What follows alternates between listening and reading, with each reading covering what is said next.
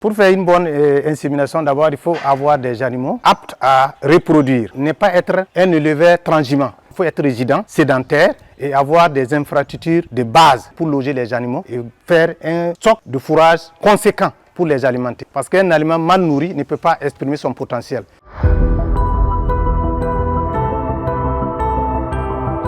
Nous sommes à l'antenne régionale du centre, à la station de Lumbila, qui est une structure déconcentrée du Centre national de multiplication d'animaux performants. Ici, à la station, nous faisons la promotion de la production laitière. Nous importons des semences de l'Europe, des races reconnues productrices de lait. Faisons le croisement avec nos races locales.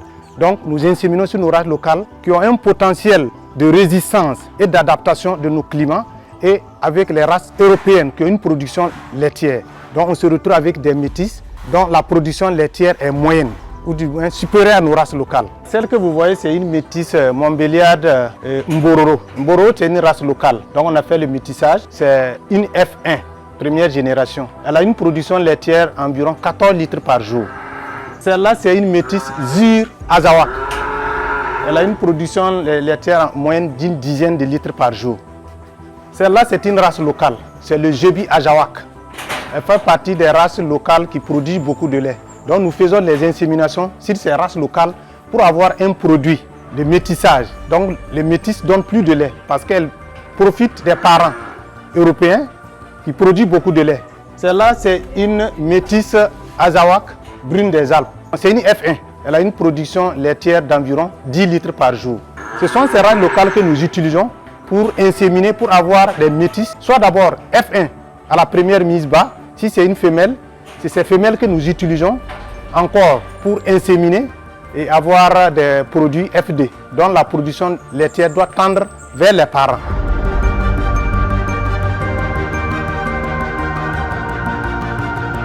Si vous voyez au niveau des fermes, vous allez remarquer qu'il y a des animaux qui vous donnent 2 litres, 3 litres.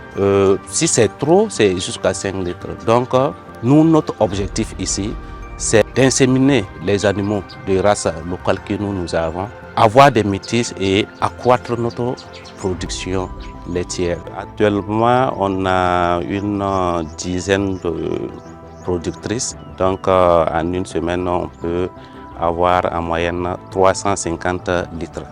Mais il faut dire que cette production dépend de l'alimentation et aussi du traiteur. Voilà, il faut une alimentation vraiment équilibrée pour en tout cas atteindre une production laitière conséquente. Au niveau aussi du traiteur, il y a d'autres qui ne maîtrisent pas la technique de traite. L'idéal, c'était d'avoir vraiment des machines qui faciliteront en tout cas la traite. Le lait que nous collectons est vendu vraiment aux tierces. Toute personne qui vient ici, qui s'intéresse vraiment au lait, on leur donne un prix quand même un peu réduit par rapport au litre de lait, voilà, sur la plage à l'extérieur de la station. Si vous voyez bien, chaque année on importe vraiment beaucoup de lait, notamment la poudre de lait.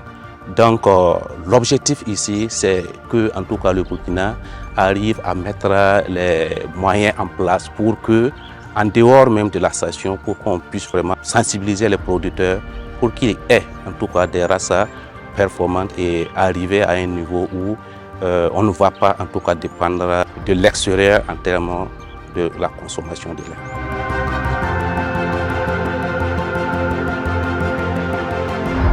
Ici, mon travail, c'est de suivre l'alimentation des animaux et c'est surtout sur le côté fourragère. L'espèce utilisée, c'est le Panicum maximum C1.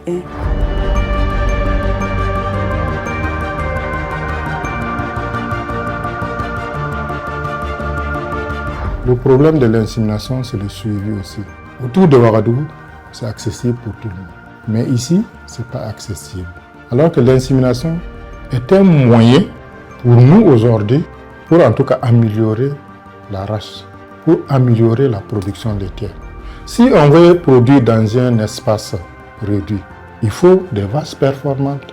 Si on n'a pas de vaches performantes, on aura toujours besoin de beaucoup de vaches pour produire 10 litres. Alors que si on a une seule vache pour produire 10 litres, Vous voyez que c'est une bonne chose. Mais il faut qu'il y ait un travail de fond pour que ça soit accessible à tous les producteurs. Peut-être qu'il y a des gens qui sont un peu réticents, mais c'est parce qu'ils ne connaissent pas les bénéfices.